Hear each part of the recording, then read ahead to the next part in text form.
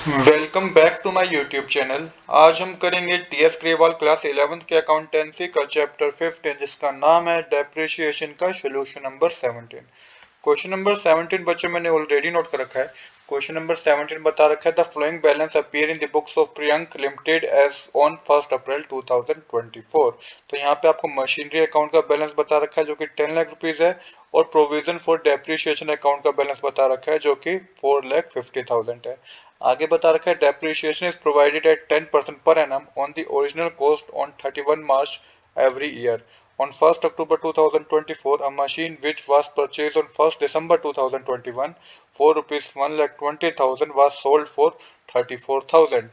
तो देखिए यहाँ पे क्वेश्चन में आपको प्रिपेयर करना है मशीनरी अकाउंट और प्रोविजन फॉर डेप्रिसिएशन अकाउंट। तो यहाँ पे एक नई चीज आ गई है, क्या? Provision for depreciation account. तो ये प्रोविजन फॉर डेप्रिसिएशन अकाउंट होता क्या है, सबसे पहले आप इसको समझेगा। तो बच्चों प्रोविजन फॉर डेप्रिसिएशन अकाउंट होता है, provision for depreciation account means the amount set aside from profit every year to cover the loss in the value of fixed asset।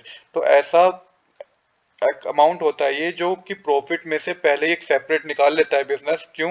क्योंकि वो लॉस को कवर कर सके, जो फिक्स्ड एसेट का पे लॉस होते हैं, जो due to wear and tear, due to passage of time, due to outdated, ये सब तरीके से जो फिक्स्ड एसेट पे लॉस होते हैं, तो उसको कवर करने के लिए बिजनेस क्या करता है, पहले ही प्रॉफिट में से एक अमाउंट साइड निकाल लेता है जिसको प्रोविजन फॉर डेप्रिसिएशन कहते हैं। जैसे कि इस केस में amount provision for depreciation account को 4,50,000 एक बिजनेस ने पहले ही अपना एक अकाउंट निकाल लिया है, एक अमाउंट निकाल लिया है प्रोविजन फॉर डेप्रिसिएशन का। तो आई होप कि यहाँ तक आपको कोई डाउट नहीं होगा कि प्रोविजन फॉर डेप्रिसिएशन का अकाउंट क्या होता है। जो मैंने आपको भी समझाया कि एक अमाउंट को प्रॉफिट में से निकाल लेना ताकि कवर किया जा सके क्या, लॉस ऑन फिक्स्ड एसेट, उसे प्रोविजन फॉर डेप्रिसिएशन कहते हैं। अब इस केस में हमें दोनों चीजें बनानी है, प्रोविजन फॉर डेप्रिसिएशन अकाउंट और मशीनरी अकाउंट दोनों बनाने हैं। अब यहाँ पे जो हमें बनाना है ये दोनों, ये हमें ईयर 2024-2025 का बनाना है। तो किस तरीके से करेंगे आइए समझते हैं। तो प्रोविजन ऑफ डेप्रिसिएशन 4,50,000 गिवन है, तो जो भी डेप्रिसिएशन बच्चों हमारा मशीनरी अकाउंट में जाएगा वो इसी में से जाएगा प्रोविजन फॉर डेप्रिसिएशन अकाउंट में। अब किस तरीके से आपको ये करना है आइए इसको समझते हैं। तो सबसे पहले ये पता कर लेते हैं, क्योंकि यहाँ पे क्वेश्चन में मेंशन है ना कि मशीनरी की सेल हुई है 34,000 रुपीज की। अब जो मशीनरी की सेल हुई है 34,000 रुपीज की, खरीदी थी 1 दिसंबर 2021 को और सेल हुई है 34,000 की 1 अक्टूबर 2024 को, और हमें डेप्रिसिएशन और मशीनरी अकाउंट 2024 और 2025 का ही बनाना है। तो किस तरीके से करेंगे बच्चों आइए समझते हैं। तो सबसे पहले accumulated depreciation and loss on sales पता कर लेते हैं। एक्यूमुलेटेड डेसिमल मतलब हर साल का डेसिमल जो इकट्ठा होगा उसे हम एक्यूमुलेटेड डेसिमल बोलेंगे, क्योंकि यहाँ पे तो हमें 2004 और 2005 का अकाउंट बनाना है, पर मशीनरी तो हमने 2021 में परचेज की थी। तो देखिए यहाँ मेंशन था हमें क्वेश्चन में, the machinery sold on 1 October 2024 was purchase on 1 December 2021 for rupees 1,20,000। जो मशीनरी बेची गई है 1 अक्टूबर 2024 को, वो कब बनाई गई है, वो कब खरीदी थी, वो 1 दिसंबर 2021 में खरीदी थी और 1,20,000 की खरीदी थी। हमें जो अकाउंट बनाना है वो हमें फाइनेंशियल ईयर का अकाउंट बनाना है, जो कि 1 अप्रैल 2024 से 31 मार्च 2025 तक का हमें अकाउंट बनाना है। तो इससे प्रीवियसली जो भी डेप्रिसिएशन कैलकुलेट किया होगा वो मैं आपको यहाँ पे कैलकुलेट करके बताऊंगा। तो ओरिजिनल कॉस्ट थी बच्चों 1,20,000। अब डेप्रिसिएशन जो है 2021 और 2024 का 22 का आप कैलकुलेट करेंगे, मतलब 1 अप्रैल 2021 से 31 मार्च 2022 तक जो भी डेप्रिसिएशन होगा वो हम यहाँ पे पहले कैलकुलेट करेंगे। पहले साल का डेप्रिसिएशन होगा, तो वैल्यू थी 1,20,000। 10% का डेप्रिसिएशन बता रखा है तो 10/100 हो जाएगा। और यहाँ पे बच्चों मंथ कैलकुलेट होंगे 4, तो 4/12 आपको लिखना होगा। 4 क्यों होगा, क्योंकि 1 दिसंबर 2021 से 31 मार्च 2024 तक 22 तक 4 मंथ ही होते हैं। तो पहला साल हमारे यहाँ पे कंप्लीट हो गया, तो जो डेप्रिसिएशन आएगा वो 4,000 का आएगा पहले साल का, मतलब कि 2021 और 2022 का जो डेप्रिसिएशन है वो 4,000 है। इसमें मंथ कैलकुलेट इसलिए हुए हैं क्योंकि 1 दिसंबर 2021 से 31 मार्च 2022 तक 4 ही महीने होते हैं। इसके बाद डेप्रिसिएशन कैलकुलेट करेंगे 2022 से 2023 का, मतलब कि 1 अप्रैल 2022 से 31 मार्च 2023 का, जो कि पूरे साल का डेप्रिसिएशन कैलकुलेट होगा यहाँ पे। तो 1,20,000 मल्टीप्लाई 10/100 करेंगे तो 12,000 का डेप्रिसिएशन होगा सेकंड ईयर पे। अब थर्ड ईयर पे जो डेप्रिसिएशन होगा बच्चों वो 1 अप्रैल 2023 से 31 मार्च 2024 तक होगा। ये भी पूरे साल का डेप्रिसिएशन होगा जो कि आपका 12,000 ही होगा। तो टोटल एक्यूमुलेटेड डेप्रिसिएशन जो होगा 1 अप्रैल 2024 तक। 1 अप्रैल 2024 की बात कर रहा हूँ मैं, तो 1 अप्रैल 2024 तक जो भी हमारा एक्यूमुलेटेड डेसिमल होगा वो 28,000 रुपीज का होगा। 4,000, 12,000 और 12,000 करेंगे तो 28,000 का हमारा क्या होगा, हमारा ये एक्यूमुलेटेड डेसिमल है। बट अभी भी हमें एक डेसिमल और कैलकुलेट करना है, क्योंकि मशीनरी को बेचा गया है 1 अक्टूबर 2024 को, और हमें तो अभी तक 1 अप्रैल 2024 तक का डेप्रिसिएशन हमने कैलकुलेट किया है। तो 1 अप्रैल 2024 से 24 अक्टूबर 2024 तक होते हैं बच्चों 6 मंथ। तो यहाँ पे आपको 6 मंथ का डेप्रिसिएशन और कैलकुलेट करना है। तो 1,20,000 मल्टीप्लाई 10 अपॉन में 100 मल्टीप्लाई 6 अपॉन में 12 करेंगे तो ये आपका 6,000 का डेप्रिसिएशन होगा। ये हमारा करंट ईयर का डेप्रिसिएशन है बच्चों, क्योंकि हमें जो क्वेश्चन में बता रखा है अकाउंट बनाने के लिए वो 2024 2025 का ही बनाने के लिए कह रखा है। तो ये 6,000 हमारा करंट ईयर का डेप्रिसिएशन है। तो टोटल डेप्रिसिएशन जो होगा टिल डेट 1 अक्टूबर 2024, तो 1 अक्टूबर 2024 को जो मशीनरी बेची गई है, जो 1 दिसंबर 2021 को खरीदी थी, उस पर जो टोटल डेसिमल है वो 34,000 रुपीज का है। तो ये 34,000 रुपीज का जो डेसिमल है ना बच्चों, डेप्रिसिएशन है ना बच्चों, ये वही प्रोविजन फॉर डेप्रिसिएशन का जो आपको अमाउंट गिवन था वहीं से हमने कैलकुलेट किया है। तो वहीं से जो कैलकुलेट करेंगे तो ये वहीं से हमने ट्रांसफर करा है किसमें, डेप्रिसिएशन अकाउंट में, प्रोविजन फॉर डेप्रिसिएशन अकाउंट से। तो अभी के लिए आप ये समझिएगा कि 34,000 का डेप्रिसिएशन है। तो जो बुक वैल्यू है वो क्या होगी, वो बुक वैल्यू होगी, डेट ऑफ सेल की जो बुक वैल्यू होगी 1,20,000 मल्टीप्लाई 34,000 पे डेप्रिसिएशन था, तो 86,000 की अभी भी वैल्यू है। अभी भी जो मशीनरी बेची गई है ना, 1,20,000 की जो मशीनरी बेची गई है, उसकी वैल्यू 1 अक्टूबर 2024 तक डेप्रिसिएशन लगने के बाद भी उसकी वैल्यू 86,000 की है। और बेच कितने में दिया, बेच दिया गया 34,000 पे, जैसे कि क्वेश्चन बता रखा है। तो जो ये लॉस में बेच दिया गया, कितने लॉस में बेच दिया गया, 52,000 के लॉस में उस मशीनरी को बेच दिया गया। तो आई होप कि यहाँ पे आपको कोई डाउट नहीं होगा कि एक्यूमुलेटेड डेप्रिसिएशन और ये लॉस ऑन सेल हमने कैसे पता किया है। तो 28,000 रुपीज का तो एक्यूमुलेटेड डेसिमल है, एक्यूमुलेटेड डेप्रिसिएशन तो है ही, और साथ के साथ ये 6,000 हमारा करंट ईयर का डेप्रिसिएशन है।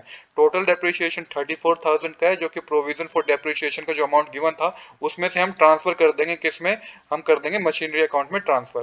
तो आई होप कि यहाँ तक बच्चों कोई डाउट नहीं होगा। तो सबसे पहले बच्चे हम बनाएंगे अपना मशीनरी अकाउंट। तो मशीनरी अकाउंट किस तरीके से बनाएंगे, तो सबसे पहले डेबिट साइड हमें बैलेंस गिवन है 1 अप्रैल 2024 लिख के, टू बैलेंस ब्रोट डाउन लिख के 10 लाख रुपीज का हमें बैलेंस गिवन है डेबिट साइड।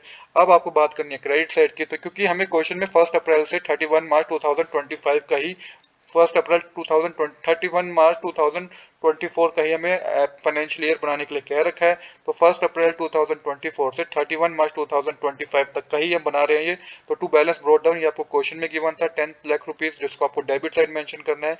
क्रेडिट साइड आपको मेंशन करना है जिस दिन मशीनरी को बेचा गया, तो 1 अक्टूबर को बेचा गया, 2024 में बेचा गया है। बाय बैंक अकाउंट लिख के कितने में बेचा गया, 34,000 में बेचा गया। फिर 1 अक्टूबर लिख के आप मेंशन करेंगे by provision for depreciation account, जो मैंने बताया ना, टोटल जो 34,000 का डेप्रिसिएशन है वो हमने प्रोविजन फॉर डेप्रिसिएशन अकाउंट में पहले ही बिजनेस ने अलग डेप्रिसिएशन निकाल के रख लिया है, अमाउंट निकाल के रख लिया है, तो वहां से हमने 34,000 का अमाउंट यहाँ पे ट्रांसफर करा है। तो यहाँ पे आप लिखेंगे by provision for depreciation account transfer of account depreciation on sold machinery. तो यहाँ पे जो अमाउंट ट्रांसफर हुआ है वो प्रोविजन फॉर डेप्रिसिएशन अकाउंट से ट्रांसफर हुआ है 34,000 रुपीज का। और हमें लॉस कितने का था, जो मैंने आपको कैलकुलेट करके बताया था कि 1 अक्टूबर को जो हमें लॉस है, तो by profit and loss account लिख के लॉस लिखेंगे टोटल 52,000 रुपीज का, जो कि मैंने आपको ऑलरेडी कैलकुलेट करके बताया था। अब क्या होगा, अब हम करेंगे क्लोजिंग बैलेंस। तो क्लोजिंग बैलेंस किस तरीके करेंगे, 10 लाख में से तीनों चीजें आप माइनस करेंगे, तीनों चीजें मतलब 34,000 34,000 और 52,000, इन तीनों को आप माइनस करेंगे बच्चों। तो जो क्लोजिंग बैलेंस आपके पास कैलकुलेट होकर आएगा वो आपके पास आएगा 8,80,000 रुपीज का। तो ये 8,80,000 रुपीज का क्या है आपका, ये आपका क्लोजिंग बैलेंस है। अब यहाँ पे आपको टोटल करना है। तो अब टोटल करेंगे तो डेबिट और क्रेडिट साइड आपकी टोटल हो जाएगी, 10 लाख का अमाउंट डेबिट साइड आएगा, 10 लाख का अमाउंट क्रेडिट साइड आएगा। तो ये रिमेनिंग मशीनरी की जो वैल्यू हमारे पास बची है वो 8,80,000 रुपीज बची है। आपको क्वेश्चन में 10 लाख रुपीज दे रखा था, जिसमें से एक मशीनरी बेच दी गई जो कि लॉस में बेची गई थी। टोटल करके माइनस करेंगे 10 लाख का 10 लाख में से, तो 8,80,000 का क्लोजिंग बैलेंस है, जो कि आप 1 अप्रैल 2025 के लिए क्या बन जाएगा, ये ओपनिंग बैलेंस होगा 8,80,000 रुपीज का। तो इस बैलेंस को आप याद रखिएगा, क्योंकि इसका जब प्रोविजन फॉर डेप्रिसिएशन अकाउंट हम बनाएंगे तो आपको उसमें काम आएगा 8,80,000 रुपीज कैलकुलेशन करते वक्त। तो आप चलते बताते हैं अपना प्रोविजन फॉर डेप्रिसिएशन अकाउंट बच्चों। तो प्रोविजन ऑफ डेप्रिसिएशन अकाउंट की शुरुआत सबसे पहले किस साइड से होगी, सबसे पहले क्रेडिट साइड से होगी।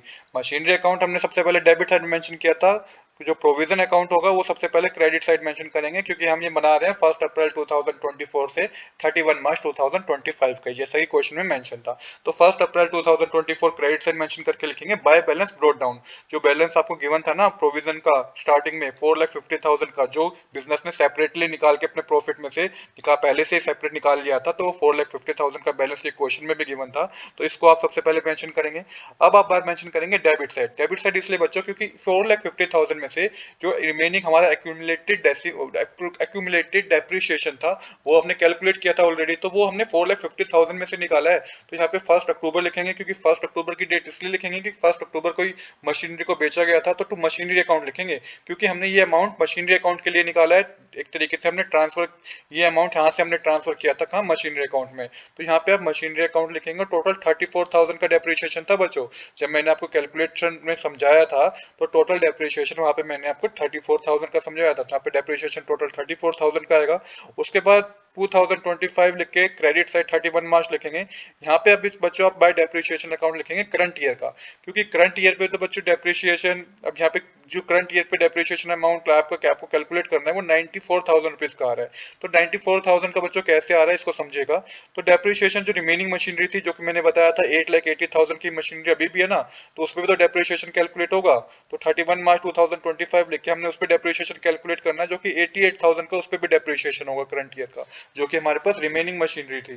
तो यहाँ पे 88,000 रुपीज का डेप्रिसिएशन वो हो गया। 8,80,000 पे 10% कैलकुलेट करेंगे तो 88,000 होगा। और बच्चों एक डेप्रिसिएशन जो है, जो कि करंट ईयर से रिलेटेड था, जो कि सेल हुई थी जब मशीनरी की, तो अप्रैल से सितंबर तक हमने मंथ कैलकुलेट किए थे, जो कि डेप्रिसिएशन 6,000 रुपीज आया था।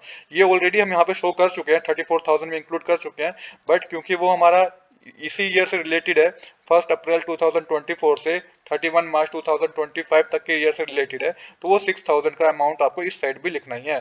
अब आपको टोटल करना है, तो बच्चों टोटल करेंगे तो क्रेडिट साइड का टोटल बच्चों आएगा 5,44,000, जब 4,50,000 और 94,000 प्लस करेंगे, क्योंकि 94,000 जो आया है वो मैंने आपको समझाने के लिए मेंशन किया है कि 94,000 कैसे आया है।